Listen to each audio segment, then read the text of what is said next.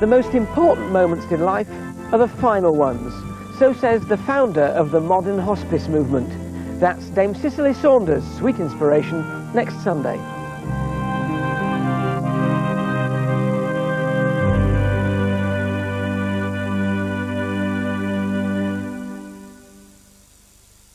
I've got you under my skin. I've got you deep in the heart of me. Dennis Potter's The Singing Detective, tomorrow at 10:10 on BBC One. That's all, folks.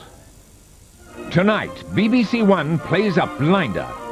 At 6:15, an unmatchable curtain raiser to the World Cup final with 3 great tenors giving it plenty at the Dodger Stadium, Los Angeles. Then the final itself from the Rose Bowl, Pasadena. Here's Romario with the first chance of the match, and he scores. Brazil versus Italy. Uninterrupted coverage with Lynham, Venables, Hanson and Hill. World Cup final night on song, on target, on BBC One in 15 minutes. Now on BBC One, a look at the latest news with Moira Stewart. It's 6 o'clock.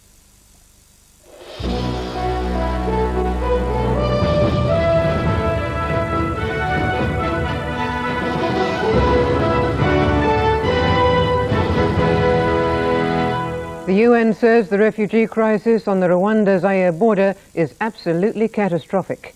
But relief flights had to be suspended this afternoon when the airport at Goma came under fire. Israeli troops in Gaza have shot dead 2 Palestinians in the worst rioting since self-rule began in May. And Zimbabwe's Nick Price has just won the Open at Turnberry. Good evening. The United Nations has appealed for an immediate ceasefire in Rwanda to avert a humanitarian disaster as refugees flee to Zaire. But rebel troops are continuing their advance on Gisenyi, the last major town still held by government forces. Hundreds of thousands of refugees are still flooding across the border to Goma. The UN says the situation there is absolutely catastrophic, but has had to suspend aid flights after the airport came under attack.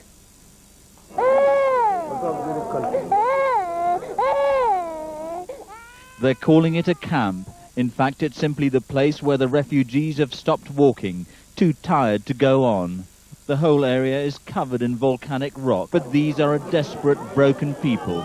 Well, I mean, basically it's like hell on earth. It's volcanic rock everywhere. I mean, just look at this. I just picked these rocks up. I mean, it's just totally hard. You can't dig latrines. You can't find water here. You can't dig graves. There's no shelter. There's no food. There's just nothing. Some relief agencies are setting up now. Inevitably, disease is beginning to spread. There's dysentery, dehydration, cholera is endemic in the area. I can't remember a time or a place that compares with this. Literally, a sea of people, life reduced to its basics. It's as if Rwanda were purging itself after the evil days of genocide. Still, there's little chance of these people going back soon, not while the rebel RPF is advancing. The Rwandan government army appears all but defeated. Soldiers have crossed the border all day, fleeing the bombardment by the RPF. And in the last hour, a number of mortars have landed in and around Goma Airport, inside Zaire.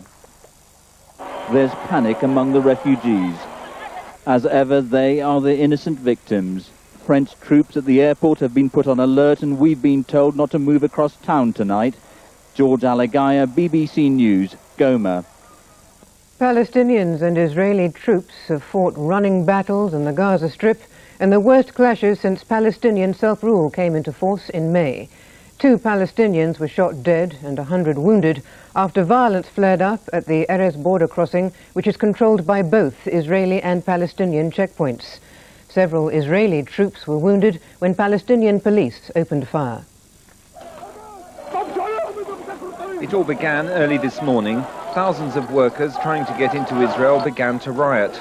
Many had wanted to go from the Palestinian self-rule area into Israel without the right papers. As the disturbances intensified, shooting began. Palestinians claim the Israelis started it.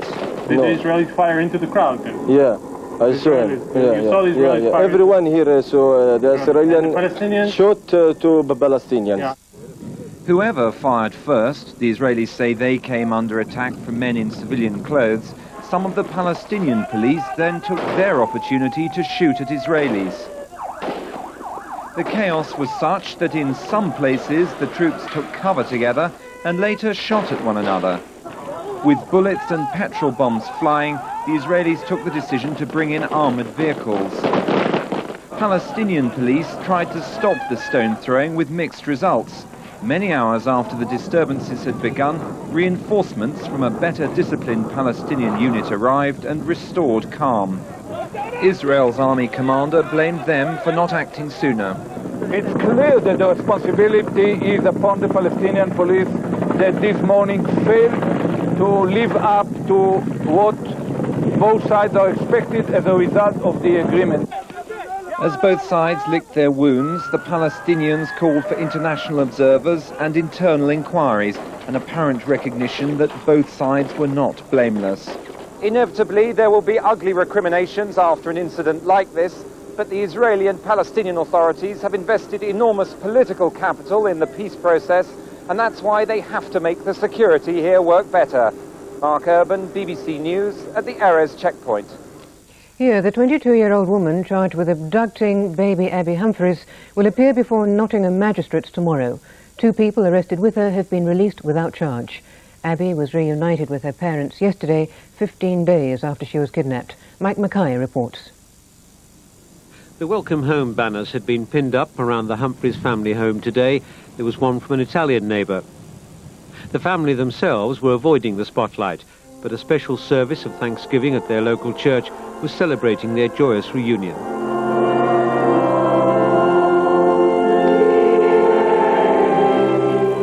The minister said Abby's safe return had brought a national sigh of relief.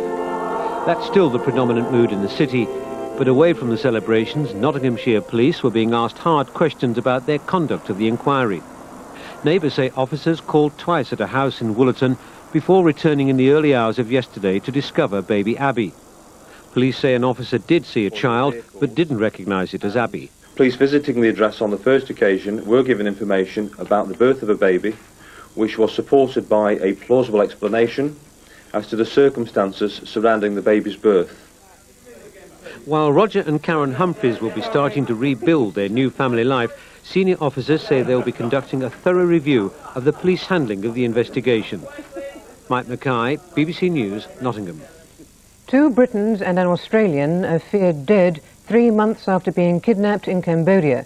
A Foreign Office spokesman said that evidence was mounting to suggest Dominic Chappell, Tina Domini and the Australian Kelly Wilkinson had been killed by their captors, believed to be Khmer Rouge guerrillas. The families of the 3 kidnapped victims had travelled to Cambodia, still hopeful of finding them alive. With the protection of government soldiers, they then made their way to a small Cambodian village near to where the abduction took place in April to appeal to the local people for information. 25-year-old Dominic Chappell, his Australian girlfriend Kelly Wilkinson and another Briton, Tina Domini, were seized at gunpoint, apparently by Khmer Rouge bandits. They'd been returning to the southern port of Sihanoukville where they ran a restaurant. Today the Australian Foreign Minister said evidence had been found which led the authorities to conclude that all 3 were dead. Fears shared by the London family of Dominic Chappell, who received ransom demands after he was taken hostage. Even knowing the recent history of Cambodia, I just find it so difficult to just accept that people can be just murdered in cold blood like that for just being in the wrong place at the wrong time. I think it's a tremendous waste of, if it is 3 persons' lives, they had a lot to offer and a lot to give, and it's such a shocking waste. While the Australian government has condemned what appears to be the work of the Khmer Rouge, the Foreign Office remains sensitive about the reports. A spokesman said there is strong circumstantial evidence that all 3 are dead, but further investigations are being carried out to try to establish beyond doubt the fate of the 2 Britons and the Australian woman. John McIntyre, BBC News at the Foreign Office. The IRA say they murdered a Belfast woman who they claimed was a police informer and dumped her body close to the Irish border. A woman's body was discovered this morning near Osleigh in County Fermanagh, but hasn't been formally identified. Security forces from both sides of the border have cordoned off the area. Astronomers have witnessed 5 massive explosions on the planet Jupiter as fragments from the Shoemaker Levy collided with the planet. Larger explosions are expected later this week. They called it the biggest explosion in the solar system for hundreds of years. Half an hour after the first comet fragment went in, the impact was still visible. The cloud of debris spread out for thousands of miles and was over 1,000 miles high. The astronomers were jubilant. We're going to see things and we're going to learn a lot. That's the good news tonight. This sequence of pictures, taken minutes apart, shows how the fireball developed. The top image shows it rising over Jupiter's horizon. Then, in the lower pictures, it spreads out and flattens. British researchers in Hawaii captured this image. This is the image of the third impact here, and just by it, from 10 hours previously, is the image of the first impact, and it has lasted much, much longer than we ever expected. There's no doubt that the next week is going to be very exciting. We've seen 3 rather minor impacts, and we've got some very big impacts to come, particularly on Tuesday and Wednesday. There's possibilities that we may see, for instance, completely new weather formations on Jupiter and long-lasting features that we will see for years to come. The results so far show the pessimists have been confounded. For the next week, the world of astronomy will be agog. James Wilkinson, BBC News.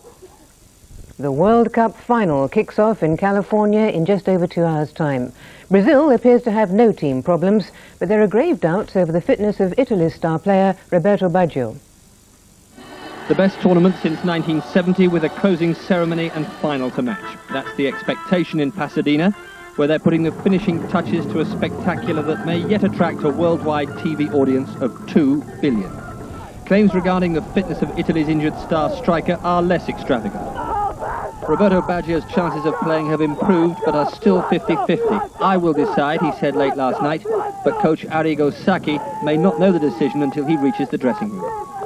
But Baggio's goal scoring at New Jersey's Giants Stadium has already made its mark. The pitch on which he scored 2 goals to beat Bulgaria in the semi-final is being sold off. There are no shortage of takers. Right here on this turf, Baggio has walked on. He has probably scored a goal on. This is going to be on my front lawn today, and it's going to be a little Italian heritage that I have. The favourites Brazil, meanwhile, are unchanged. We respect Italy, said goalkeeper Taffarel, but the moment belongs to us. The preceding moments, in fact, have belonged to Messrs Domingo, Carreras and Pavarotti. Their World Cup concert last night was attended by, amongst others, former Presidents Reagan and Bush. Rob Bonnet, BBC News. Nick Price of Zimbabwe has won the Open Golf Championship at Turnberry. Price, who's twice finished runner-up, trailed Sweden's Jesper Parnevik for most of the final round. It had all the makings of a classic final round, with so many bunched at the top of the leaderboard. But such was the tension, Fuzzy Zeller was able to take a 2-stroke lead with the first birdie any of the leading contenders had mustered. For a while, Tom Watson's mastery of the short irons suggested a mounting challenge. But before long, the putting demons returned to torment him as 4 shots disappeared in 2 holes. Suddenly, others were being drawn into closer contention, and when Ronan Rafferty spectacularly took advantage of a drop shot from Zeller, 5 men shared the lead. Among them, Rafferty's fellow Ulsterman David Faherty, in outstanding form all day with the putter, and the unspectacular but ever-consistent Nick Price. To break the deadlock, it was going to take something out of the ordinary. Jesper Parnevik, as the son of a Swedish comedian, is certainly that, and a string of 3 successive birdies took him out on his own. And when a delightful chip at the 17th set up yet another birdie, the championship seemed his. But an unforgettable twist was around the corner as a wayward approach to the last cost him a shot. Incredibly, moments later, the dogged Price, twice a runner-up, improbably eagled the 17th to take the lead. His unbounded elation and the Swede's dejection said it all. And a short while ago, Price seized his moment. Open champion at last. Kevin Geary, BBC News. And that's it. The main news tonight follows the World Cup final at approximately 10:35.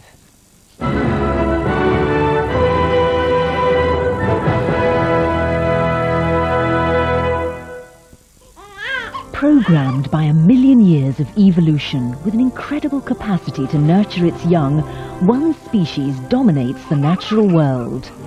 Mankind, with 3,000 gestures and the most expressive face of any animal ever to walk the planet.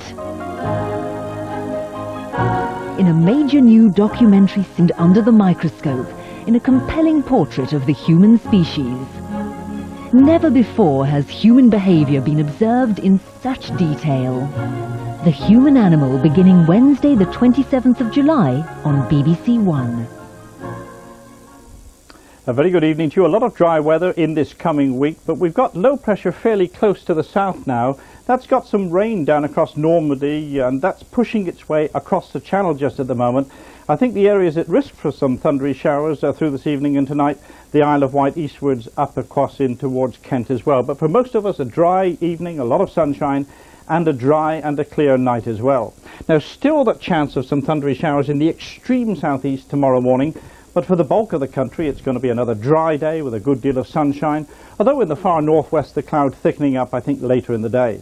Still quite a stiff northeasterly breeze coming down through the eastern part of the channel, but not as strong as it has been today, and top temperatures consequently up as high as 25 degrees or 77 Fahrenheit. But I think it's going to feel cooler along that eastern coast, more pleasantly cool probably, around about 19 degrees. That's it. Bye for now.